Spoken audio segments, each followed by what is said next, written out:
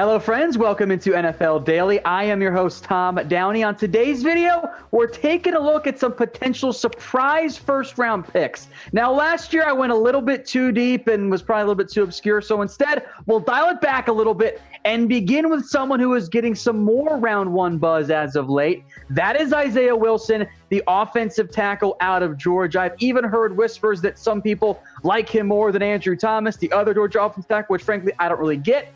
But as a late round one pick, I think there is some rationale behind this. Namely, you've got a really big, mauling right tackle who still does need some development and some coaching, especially in the pass protection. But he is a pretty good athlete, especially once you factor in his size. If you put him in a run-blocking type of scheme, allow him to operate with play action on a team that operates like the Ravens do, just as an example, I think that makes a ton of sense for Isaiah Wilson. He played well for Georgia, although I will make note that offense didn't throw the ball very much, so those numbers are a little bit deflated in terms of pressures allowed.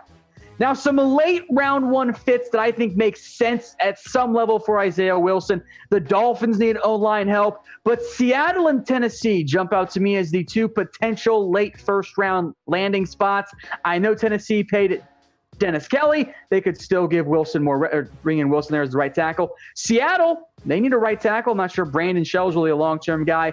The Ravens would be a great fit, but you probably have to move them inside the guard, so they're a little bit less likely. In Green Bay, really more of a sleeper pick to add some O-line help at right tackle long-term, but probably not so much in round one.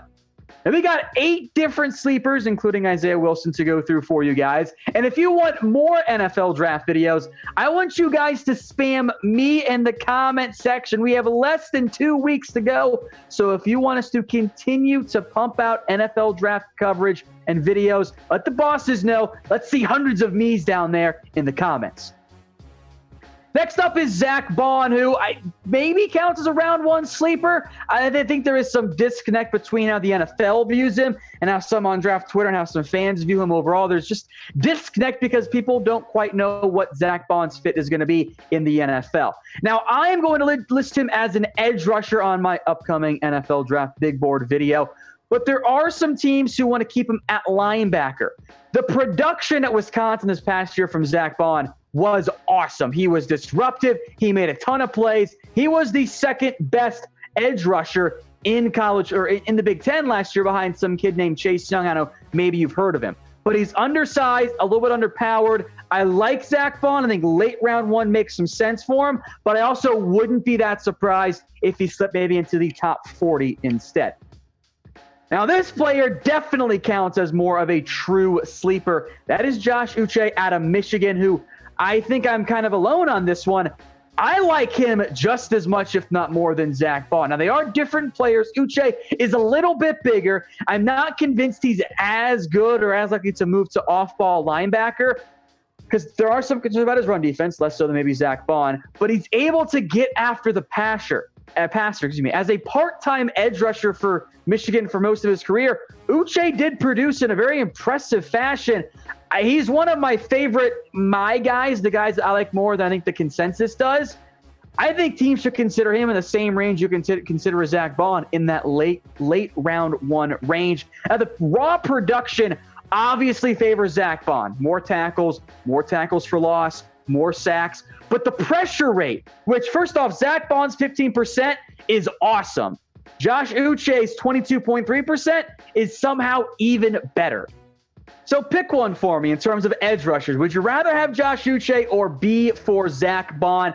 I know we got a lot of Michigan fans here, but I think Baun is going to be the consensus higher player. So I will make this the pinned comment of this video. Scroll on down there, cast your B's for Baun or your U for Uche. The more round one sleepers, I thought about going Kyle Duggar here. I know it's a very popular pick, but I want to focus on a different safety instead to mix it up. Jeremy Chinn is even more of a freak athlete than Kyle Duggar, which is crazy to think about. And he's had great ball skill production as well at Southern Illinois. 3 interceptions each of his 4 years. He's got like 13 total. It's incredible production out of Jeremy Chinn. The biggest red flag, of course, is that he's going from Southern Illinois to the NFL. That's kind of a significant level of competition jump for Jeremy Chinn. There are times you can tell He doesn't quite identify defense as quickly as you want him to. It is in his blood, though. His uncle was some guy named Steve Atwater. Maybe you've heard of him. He is going in the Pro Football Hall of Fame. So he's an absolute freak athlete with impressive ball skill production. That carries value for me. So I like Chinn fit. I don't know if he goes in round one, but safeties in general, things often get a little bit crazy because you don't expect them to go maybe where they do. We didn't think Thornhill was going to go so late. And we didn't anticipate Darnell Savage being this first safety taken. So maybe something wacky ends up happening with Jeremy Chinn in this year's NFL draft. But I'd venture to say that most of you are a little bit more familiar with Kyle Duggar, and that's perfectly fine. And I agree. I would actually prefer Kyle Duggar over Jeremy Chinn. I'm just not convinced the NFL and the NFL teams quite feel that same way. So pick a safety for me.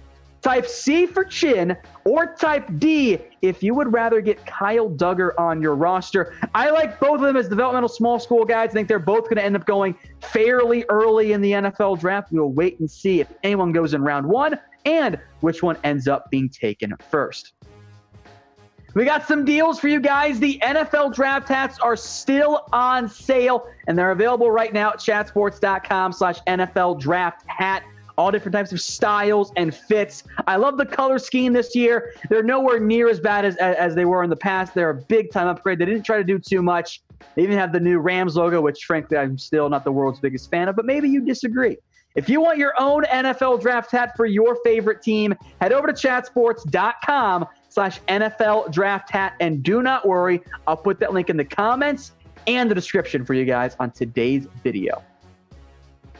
Next up in the round one surprise picks, a.k.a. the round one sleepers, Marlon Davidson, who I actually did at one point mock as a first-round pick, and I still think it makes some sense there.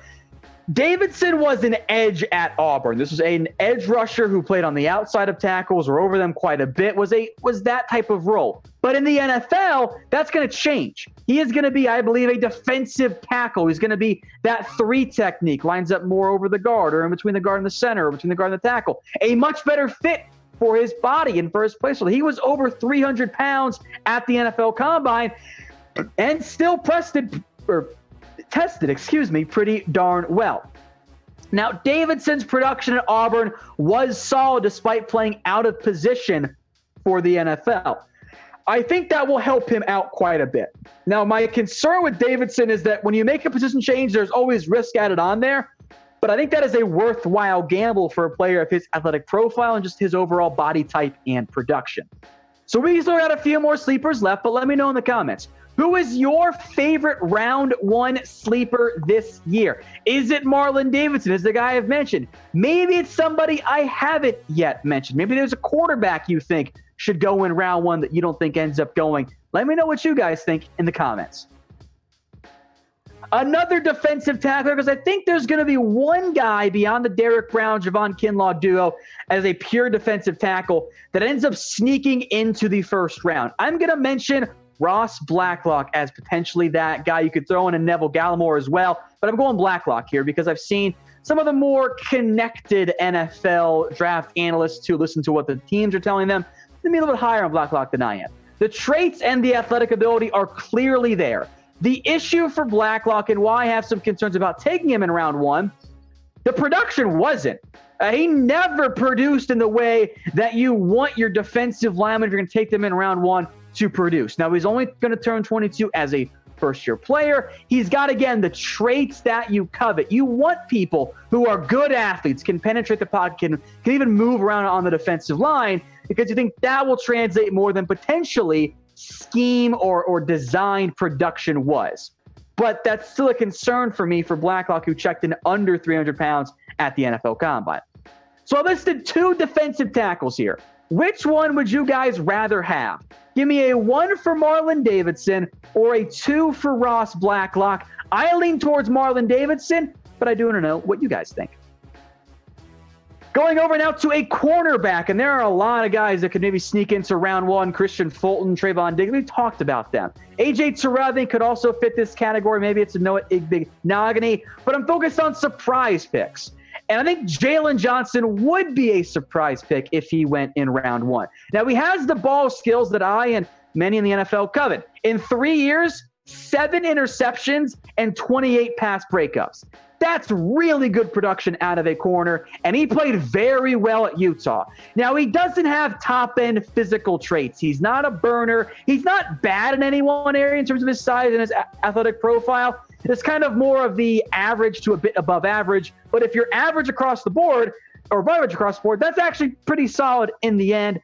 He doesn't quite have the arm length you covet, but Jaylen Johnson, if the medical issues around his shoulders check out, could be a sneaky late round pick, maybe even to a team at 32 overall, like the Kansas City Chiefs. All right, back to offense here because we've gone so heavy on focusing on defense because that's just how this draft is probably going to play out in terms of sleepers. Brandon Aiyuk, the wide receiver out of Arizona State, kind of a weird last name. I call him Brandon Aiyuk because he is awesome after the catch. That is how Brandon Aiyuk wins in the NFL. Now, he wasn't used downfield really at all at Arizona State. Just one catch of 20-plus yards in terms of through the air. But that partially was due to some pretty iffy quarterback play. He is extremely explosive both on the field and as an athlete. He only had 1 year of production, but I know many NFL teams actually have given Aiyuk higher grades than N'Keal Harry, who did go in the late first round of last year's NFL draft. So if you're wondering, wait, Tom, why is Brandon Aiyuk a round one sleeper? Great production, good athlete, good receiver class, higher than N'Keal Harry? Well, he might not have been a sleeper until he underwent core muscle surgery on April 6th. So because of that injury, I think it would still categorize Aiyuk as a surprise first-round pick, but there are several NFL teams who are quite high on him in the 2020 NFL Draft.